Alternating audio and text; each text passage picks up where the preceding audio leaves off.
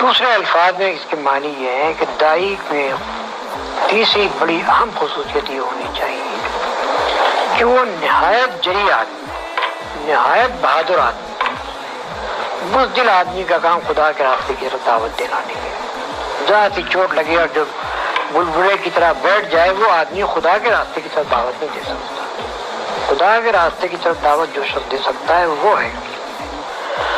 جو سخت سے سخت دشمنی کے ماحول میں، مخالفت کے ماحول میں، خطرات کے ماحول میں اسلام کا علم لے کر اٹھ جائے اور کوئی پرواہ نہ کرے کہ نتائج کیا ہو۔ رسول اللہ صلی اللہ علیہ وسلم کی اپنی ذات اس شجاعت کا مکمل نمونہ ہے۔ مکہ معظمہ میں کھلا آپ نے دعوت اسلام پیش کی، ان لوگوں کے درمیان پیش کی جو آپ کے خون کے پیاسے ہو گئے، جنہوں نے کوئی کسر اٹھا رکھی آپ کو ظلم کا نشانہ بنانے میں اور آپ کے ساتھیوں کو ظلم کا نشانہ بنانے میں، لیکن ایک لمحے کے لیے بھی آپ نے اپنی دعوت کو چھوڑنا قبول نہیں کیا،